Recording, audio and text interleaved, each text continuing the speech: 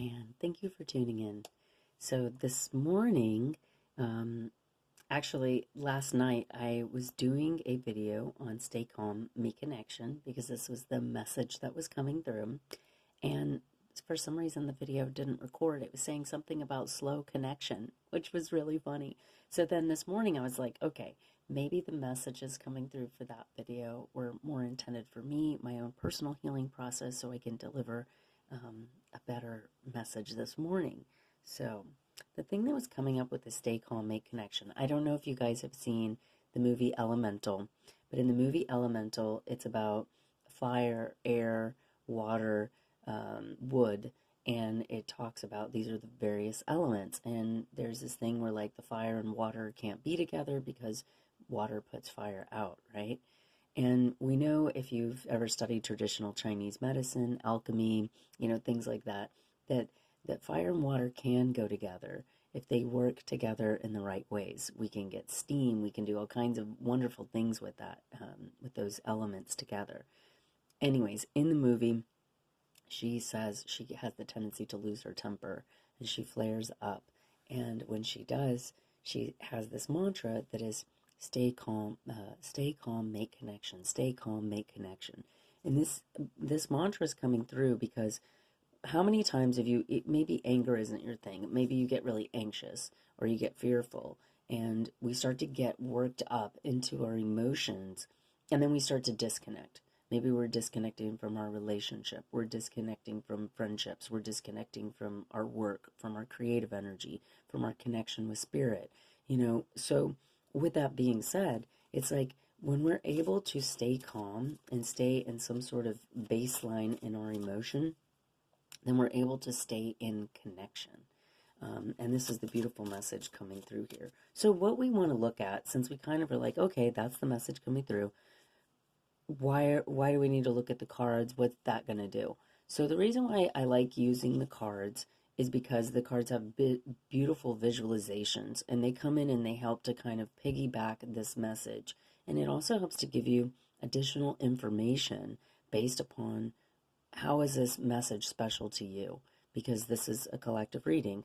Right now my channel is kind of small, so maybe only like 30 or 40 people are watching this, if that, And so with that being said, if this resonates with you, like and subscribe to my channel, please.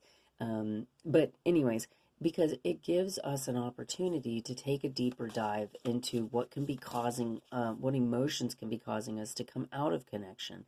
How can we become more deeply in connection?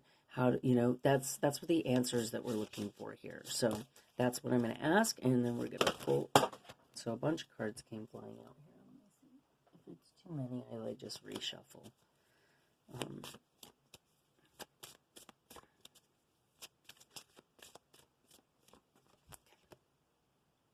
So the card that's coming out is Soul Journey. So let me just give you a minute to look at that. So see how you see these like souls traveling along this path, and it looks like they're going to some sort of city here. It's a very, very interesting image.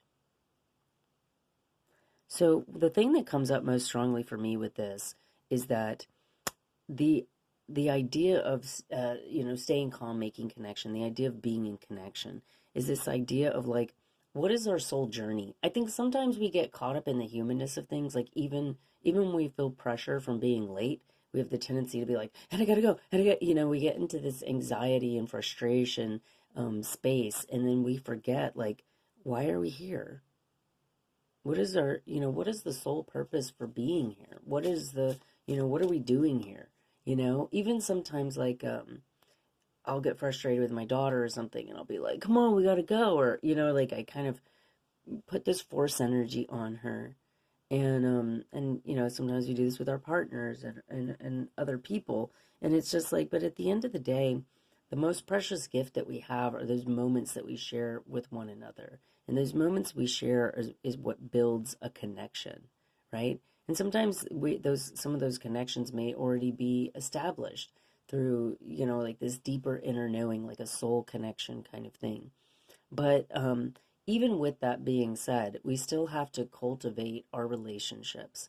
And I think some of this goes back to what is our purpose? And when we're in purpose and we're in alignment with our soul's path and just even our soul in general, it's a lot easier to remain calm and be in connection, because even when things feel like turmoil, you can turn to God. You can turn to your the truth that like you're an eternal soul. So sometimes we get caught up, I think in the Bible they say like it's temptations of the flesh or something like that. It's like we get caught up in this, in our bodies and our concepts and our ideas about the way things are in our humanness, and we lose sight of the grounded energy that comes from our soul and what that journey is about for us. Okay?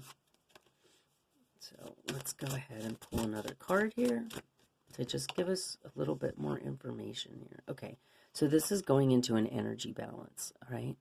So going back to the soul's journey, having the energy balance, staying calm, and making connection. So the energetic that's coming through with this particular message is about balancing your energy. So part of the staying calm, making connection, I think it comes into just being centered, being in alignment, being grounded within yourself. So sometimes when we become very imbalanced, it also, our energy can rise into an ethereal space. We're overthinking, we're over strategizing, that sort of thing. If the energy is too down into the lower chakras, we can be too preoccupied with our safety and security. We could be too preoccupied with, the 3D, with the materialism of the world. So we want to have a fair balance of what's going on here. So we're honoring the humanness of ourselves, but then we're also connecting with spirit. We're connecting with our soul's journey. And the biggest thing with this is of being calm and making the connection is it's going to be a process of this, knowing what your soul path and journey is, and then also staying in alignment. I think that's the hardest part. I think that's the staying calm part, is like staying in alignment, because it's so easy to get pulled out of alignment, and then we start acting out of character. It's probably out of character for you to yell at your dog, or out of character for you to flip somebody off in the road, during traffic. And there's things that, like, when we kind of lose this balance here and lose sight of what's going on in the bigger picture, it's a lot easier to go into anxiety, panic attacks, imbalance, anger, and then we fall to vices like overeating, drinking, getting into arguments and disputes. Like it then takes us down a negative path, right? It's kind of like a snowball effect sometimes. Okay, so what are the key things? Okay, we already know that the key things are like here, right? What is our tendencies? What gets us out of alignment? So, okay. So Spirit is saying, like, this card to me, like what I'm getting from this is that sometimes we think that we're out of alignment because our world is kind of whacked out, let's say. We're feeling a little whacked out, and then we feel like we're no longer in alignment. Here, I'm going to kind of prop this like that, and I'm going to move these up. We can feel like we're out of alignment when sometimes we're going through a rebirthing process. And so what this is saying is, like, there are those moments where we're kind of losing it and we need to pull it together. We need to be in alignment. We need to understand our soul's journey. But sometimes we can get confused with things, and it's just a period. It's something that is going to pass. So there's times where we can be very much, like I say it like this, like there's times where I'm really intensely physically active. Like I work out a lot, I'm very consistent, I'm very disciplined in my workout routines. And then there's other times where I'm more disciplined in like my spiritual practices. I'm more disciplined in studying. So there's periods of time where I'm more physical, and other periods of time where I become more cerebral, and I want to learn, I want to take in more information, that sort of thing. And so we can kind of go through these periods of like rebirthing where things really begin to shift for us. So we kind of, I think we also need to know when that process is taking place, when things need to fall away that are no longer helping us to be in alignment and to be on our soul journey, and to have an awareness of that so that we're able to kind of feed that process. and part of the staying calm and making connection here is to assist us during these rebirthing periods, more so than just our day to day. Because I think our day to day, we're able to work through that. I think when we go through these major transformations is when it's even more important. And probably also when we, I don't want to say suffer side effects, but kind of like suffer the healing side effects that go along with letting things go. And if we're in a resistant state to that, then it's even more challenging, right? Okay, next card, Justice. So the other thing that's coming through with this is, see how her face, it's like she's unbothered. It's like, I just seeing her face, it's kind of like, you know, that face is like a face that you have when you're like, that's right. You know, like, it says justice energy coming in, that knowing like we can be out of alignment. We can be operating in our shadow. You know, there's a fine line with that. There's a balance that goes on with that, because there's a fine line between, how do I want to say this? Like we know where we're at. We're aware of this shadow energy that comes in. And when I say shadow energy, think about the things that pull you out of alignment. Okay. So I'm gonna be vulnerable here and share that in my life I've always had I have a detective kind of energy. Okay. So I'm able to point things out and see things kind of, even when people are talking to me, like when I'm working with a client and they're saying, you know, that they were in a car accident, they had this neck injury, and they're touching like their shoulder, but they're saying their neck hurts, and like I'm able to, like, things like stand out to me, and they kind of pop out, and then they become it kind of like what's the word, like activated, and then I see those things and I start to piece these things together. I have a very strong like detective energy, and that's what makes me good at doing this, and that's what makes me good at my job and helping people. Even with structural alignment, I'm able to see things, right? And so there's this vibration with this card where it's like, that's good, that's a good thing, right, that I'm able to do that. But if I get out of alignment, then and I become suspicious or untrusting, that can really take me into a downward spiral, right? Some of our greatest strengths can then become our weaknesses. Like I kind of use that example of who's the most awesome comedian, Robin Williams, and like how amazing he was at making people laugh, but at the same time he suffered with depression. But because this is like, you see the two here, and I kind of constantly talk about the swinging pendulum, because our shadow is that other aspect of us. It's like that other side of the swinging pendulum. So part of the reason why I'm such a good coach too, and I can be encouraging and I can help kind of tap into the language that somebody needs to hear from me, is because, you know, I've had to overcome so much in my own life. You know, that people will say like, the reason why I'm always there for other people is because no one was there for me, right? This is that energy. And a lot of times we want to be in this kind of space, and in this space of like feeling good and knowing and being in our righteousness in a way, right? But then we also have to understand the tendencies that come in. And those tendencies could be anything. That could be like, you know, I have a tendency to sugars. Like I crave sugars, whether that's alcohol or that's, you know, candy or whatever. You know, I have a tendency to overwork out. You know, like sometimes people think, oh, they're so fit and they work out, but maybe they're overdoing it. You know, oh, wow, she has 3 master's degrees. That's wonderful, but maybe she's pushing it a little too hard over here. Our shadows can operate in many different ways, and it's not that our shadow is a bad thing. It's like we want to look at the sword. You know, they say it's a double-edged sword. This is a tool that can help us, but you know, they say it's a blessing and a curse.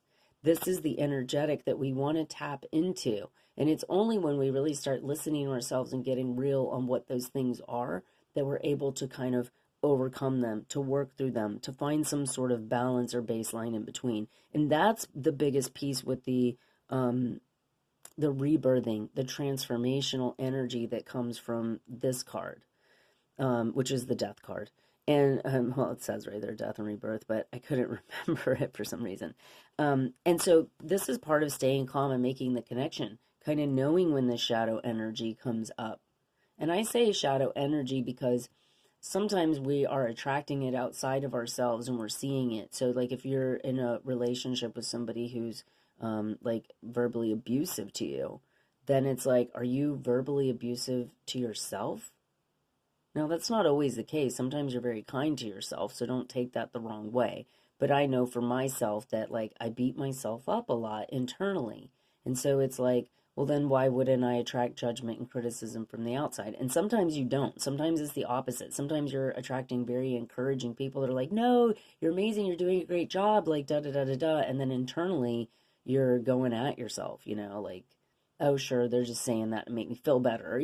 Like, that's that shadow energy that we want to, they call it, there's like some shamanistic tools that they talk about, like the shaman's death, but they also talk about, like, part of the shaman's death is having a recognition of that shadow.